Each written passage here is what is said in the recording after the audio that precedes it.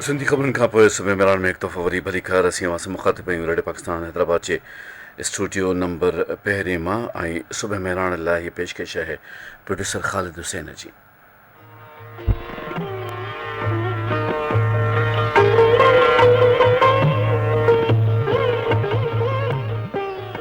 माने त महिरबानो परवरिश जी ॻाल्हि हली पए ज़िक्र हले पियो थो नर्चरेंस जो ऐं नंढड़े ॿार जी जेका ज़हनी औसर हूंदी आहे उन हवाले सां असां इंसानी सलूक में अव्हां जी ख़िदमत में कुझु पेश करे रहिया आहियूं। त ज़िक्र आदतुनि जो थियो ऐं अर्ज़ु कयोसीं त हुजत आहे हिकिड़ी गुफ़्तगू जी, हुन में सोचणो पए थो त कहिड़ी शइ जो ज़िक्र कजे। मिसाल तौरु किथे किथे इहो ॾिठो वियो आहे त असांजा कुझु महिरबान जेके पाण स्मोकिंग कंदा आहिनि से ॿार खे चवंदा आहिनि त बीड़ी ॿारे ॾे। हाणे इहा ॾाढी अजीब ॻाल्हि आहे हिकिड़ी, माना एॾो बिज़ी आहे, एॾो मसरूफ़ आहे जो हुनखे एतिरो टाइम न आहे। हिकिड़ो त स्मोकिंग कंहिं तरह सां को सुठो अमल कोन्हे, सिगरेट नोशी को चङो अमल कोन्हे को, उहो तबाह कोन आहे, छाकाणि त सभिनी खे ख़बर आहे त फेफड़नि सां छा थिए थो, अला माफ़ करे कैंसरस एलिमेंट्स कीअं जनम वठनि था। पर अहम तरीन ॻाल्हि इहा आहे त हू पंहिंजे ॿार खे, केतिरनि माण्हुनि खे ॾिठो वियो आहे त उहे चवंदा आहिनि त इहा ॿारे त ॾे, पोइ ॿारड़ो उन बीड़ीअ खे ॿारे ॾींदो आहे, ॿ टे फूकूं पाण पीअंदो आहे ऐं पोइ वॾे खे पंहिंजे खे पेश कंदो आहे। त इहा हिकिड़ी ख़तरनाक अमल जी इब्तिदा आहे। उहो आहिस्ते आहिस्ते आहिस्ते उहो ॿारु हिरी वञे थो ऐं पोइ हिकिड़ो ॿियो स्मोकर जेको आहे सो मुआशिरे में जनमु वठे थो। हीअ अहम ॻाल्हियूं आहिनि, हीअ नंढड़ी नंढड़ी ॻाल्हि आहे। ॾिसो फुड़ीअ फुड़ीअ तलाउ हूंदो आहे, बारिश जो पहिरियों कतिरो किरंदो आहे, उन खां पोइ बारिश हूंदी आहे। ऐं हिकिड़ी ॿी ॻाल्हि बि असां सभिनी खे ज़हन में विहारणु घुरिजे, जेकॾहिं असां मिसाल तौरु शावर ॾिठो आहे त जेकॾहिं पाणीअ जो तेज़ शावर आहे त उहो धरती में सुराख़ कोन कंदो, पर जेकॾहिं फुड़ो फुड़ो फुड़ो हिकिड़ी जाइ ते किरंदो रहे न त उन जाइ ते सुराख़ थी वेंदो। इहा पर्सुएशन आहे, इहा अहम तरीन शइ आहे, सोचणु घुरिजे, पंहिंजे पाण खे पंहिंजी पारत करणु घुरिजे।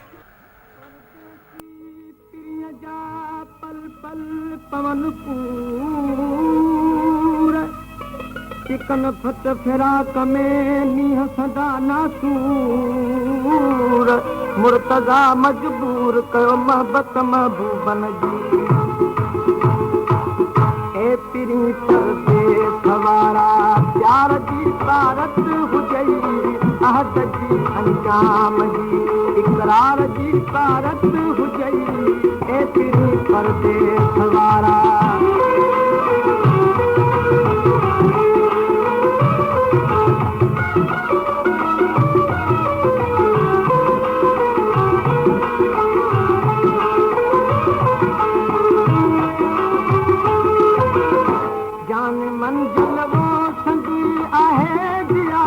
जान जो जान मंज़िल वो संगी आहे दिया तो जान जो दिल रुबाना में खुदा दीदार जी पारत हुजई ए पिरी परदेस वारा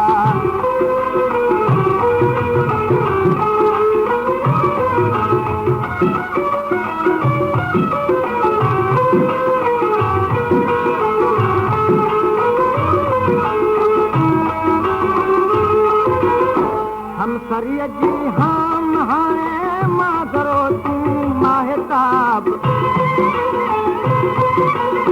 हम सरिया जी हम कहिड़ी माज़रो तूं माहिताब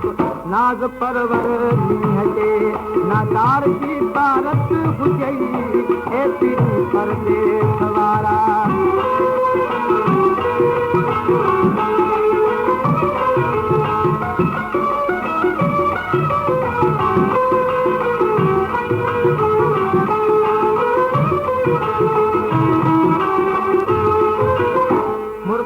महबूब आ तो दर अची झोली झली मुर्तज़ा महबूब आ तो दर अची झोली झली मुंह जा सरदार हैं के नार जी पारत हुजई ए पिरी परदेस वारा यार जी पारत हुजई अहद जी अंजाम जी इकरार जी पारत हुजई ए पिरी परदेस वारा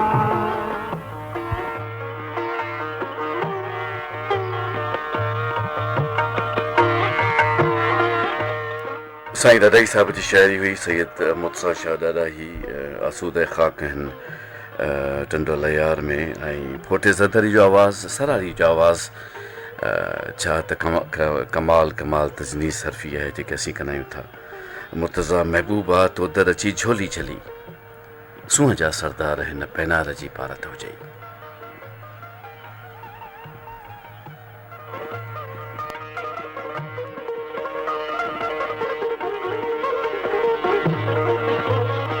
ज़िक्र ॿारनि जो ऐं परवरिश जो ऐं हिन हवाले सां ॻाल्हि इहा बि अहम आहे त असीं जॾहिं ॿारनि सां का ॻाल्हि कंदा आहियूं न त जेका नाराज़गी थींदी आहे त असां सम्झंदा आहियूं त ॿारनि खे त ख़बर ई कान थी पए न, ॿार खे कहिड़ी ख़बर पवंदी, त असीं उते दड़को ॾेई छॾींदा आहियूं सभिनी जे साम्हूं। हाणे जेकॾहिं असां पाण ते गौर कयूं ख़वातीन हज़रात, जॾहिं असीं ॿार हूंदा हुआसीं त असांखे ख़बर पवंदी न त दड़को मिले थो,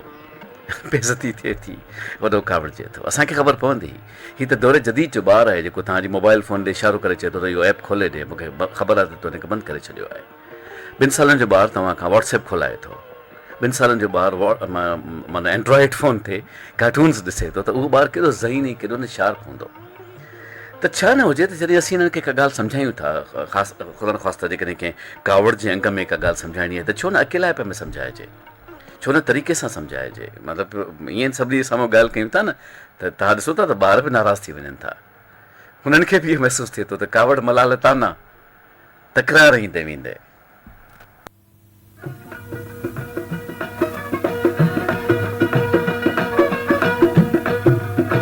खंडू माखियूं मिसरियूं जे खणी अचजनि खोड़, मिठायूं सभु मुल्क जूं जे कठियूं कजनि किरोड़, तब मट मिठीअ जो न थियनि इहा जानीअ संदी जोड़, कई तालिब मौला तोड़ ॻोल्हे इन ॻाल्हि जी। कावड़ मलाल ताना तकरार ईंदे वेंदे, कावड़ मलाल ताना तकरार ईंदे वेंदे, एॾा न कर असां ते आज़ार ईंदे वेंदे, कावड़ मलाल ताना तकरार ईंदे वेंदे, कावड़ मलाल ताना तकरार ईंदे वेंदे।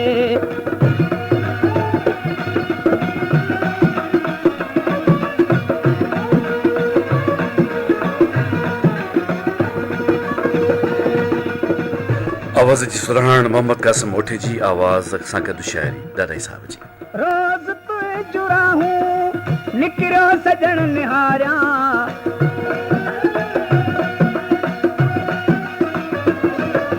रोज़ तुए जुराहूं निकिरो सजण निहारियां, हट हट चवी हमेशा हर वार ईंदे वेंदे, हट हट चवी हमेशा हर वार ईंदे वेंदे, एॾा न कर असां ते आज़ार ईंदे वेंदे, कावड़ मलाल ताना तकरार ईंदे वेंदे, कावड़ मलाल ताना तकरार ईंदे वेंदे।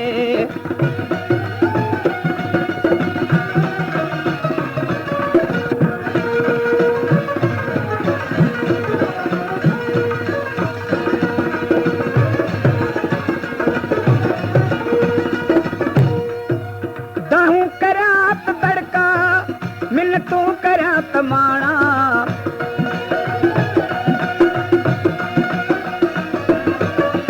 दाहूं करियां त तड़का मिनतूं करियां त माणा, अहिड़ो न बेवफ़ा थी बेज़ार ईंदे वेंदे, अहिड़ो न बेवफ़ा थी बेज़ार ईंदे वेंदे, एॾा न कर असां ते आज़ार ईंदे वेंदे, कावड़ मलाल ताना तकरार ईंदे वेंदे, कावड़ मलाल ताना तकरार ईंदे वेंदे।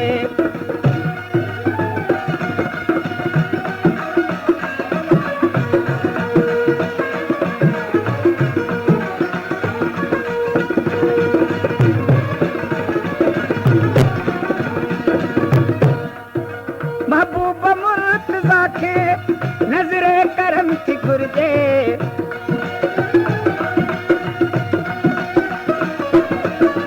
महबूब मुर्तज़ा खे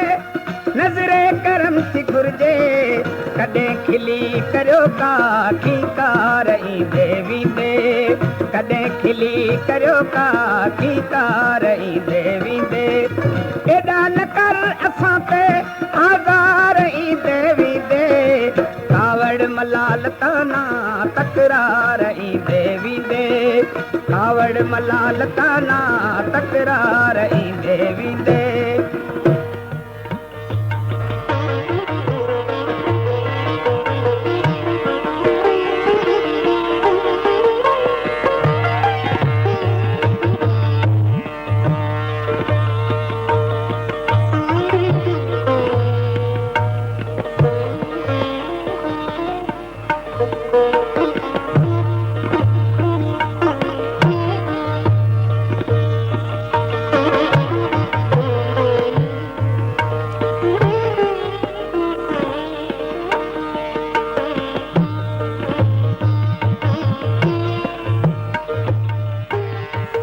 तव्हांजे लाइ हिननि साउथनि में पेशनि ख़बरुनि जे शोबे पारां पहुतल इतला ऐलान मिस सईदा चांडियो आहिनि एडिटर ऐं तर्जुमो कयो आहे मोहसिन अली भट्टी।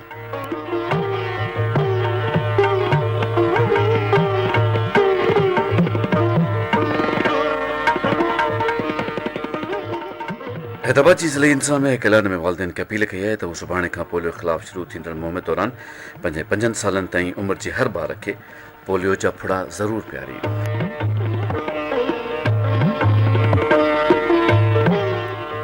कानून बाबति सिंध जे वज़ीर आला जो सलाहकार मुर्तज़ा वहाब ऐं ख़ुसूसी मुआविन सलमान अब्दुल्लाह मुराद अंगारे ॾींहुं मंझंदि 12 वॻे DC ऑफिस नौशहर फिरोज़ में खुलियल कचहरी करे माण्हुनि जा मसइला ॿुधंदा।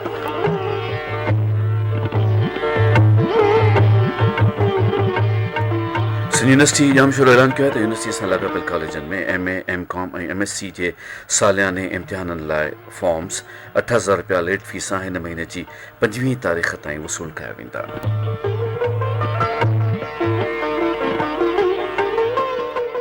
ही हुआ ख़बरुनि जे शोबे पारां पहुतल अॼोका इतला ऐलान ऐं सुबुह मेराण में वक़्त जो ऐलान सुबुह जो ठीक 8 लॻी 42 मिंट ऐं 20 सेकेंड थिया आहिनि। सुबुह मेराण जी ख़िदमत में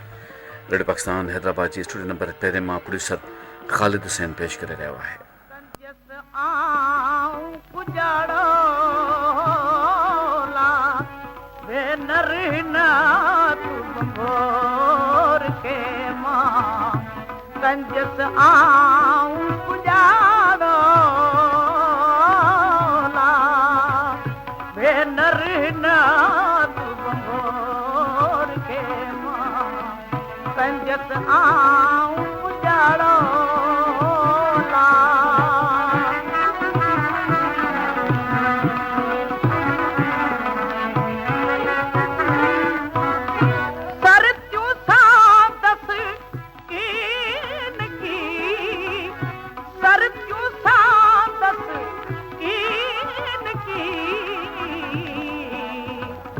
साथियन जो सीसाड़ो ला भेनर हिना तू बंबोर के मां कंजस आऊं पुजाड़ो ला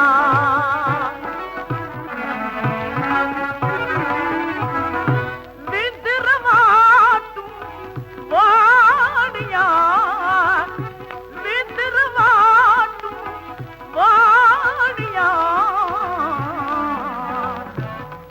नरिया सब हाड़ो ला भेनर हिना तू बंबोर के मां कंजस आऊं पुजाड़ो ला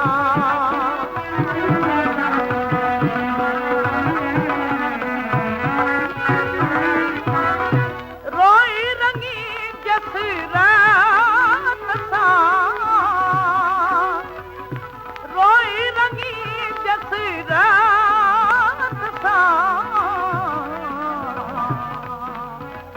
कारो डूंगर डाढ़ो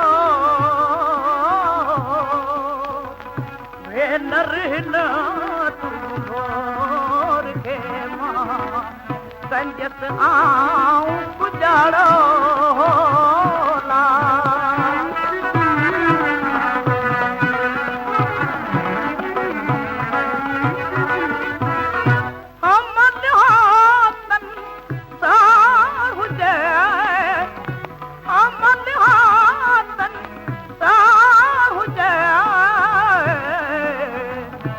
बोरियत जो शलकारो भेनर ना तू बंभोर के मां गंजत आऊं पुजारो भेनर ना तू बंभोर के मां गंजत आऊं पुजारो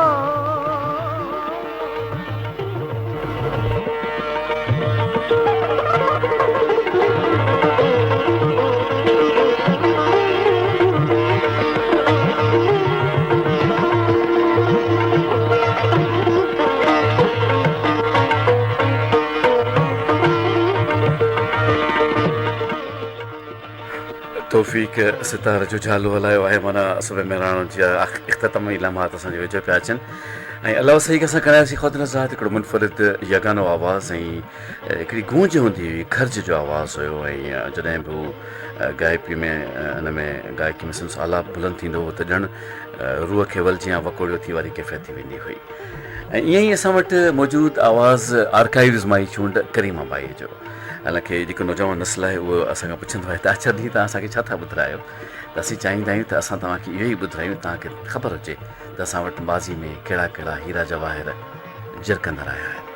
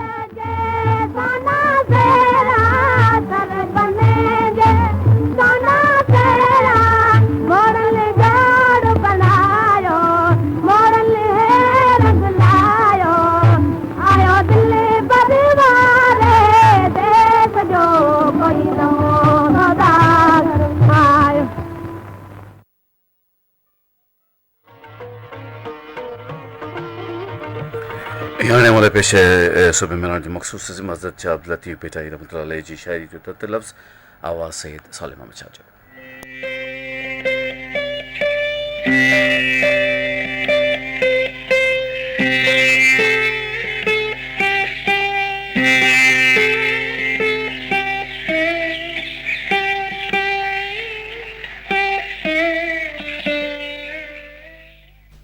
खाए न खटण हार चंदन जा चूबा करे अगर ओडो न वञे सिर खंड लहे नसार लाणे जी लगार मयो मतारो क्यो चांगा चंदन न चरे मया पिए न मोक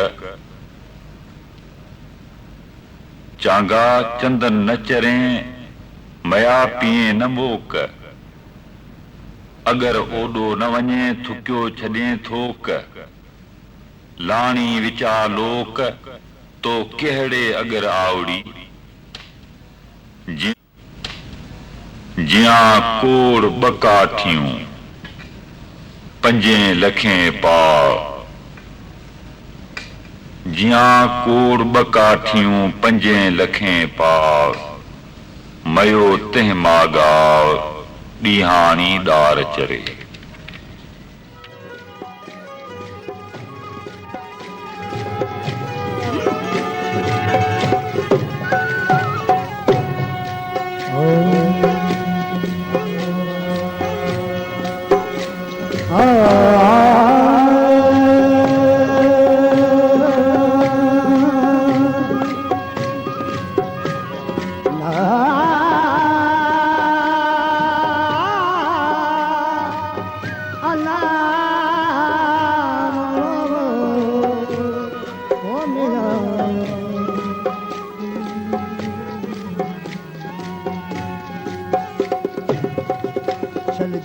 जीवे तू सदा जीवे जीवे तू सदा जीवे सदा जीवे तू सदा जीवे हलो हलो कातड़े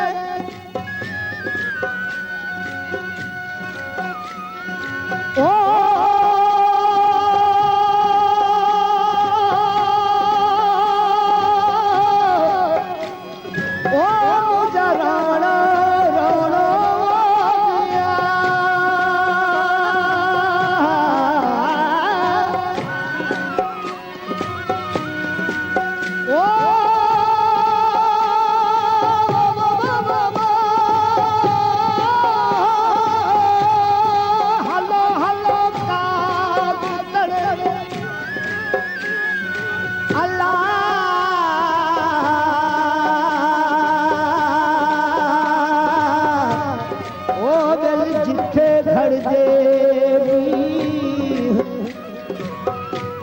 नकारात नदी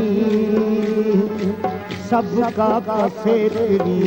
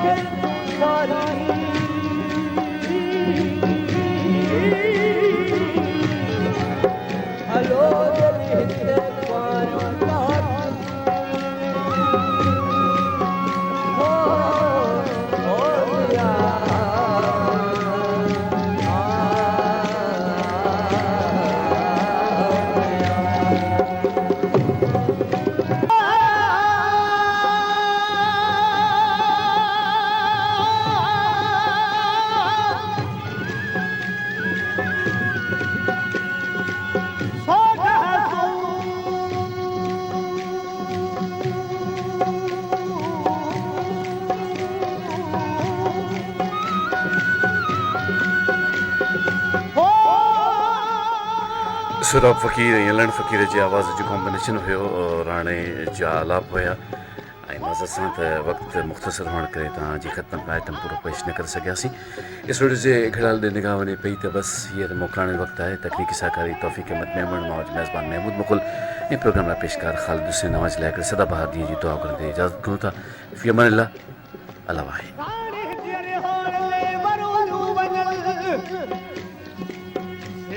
में गिरा मचल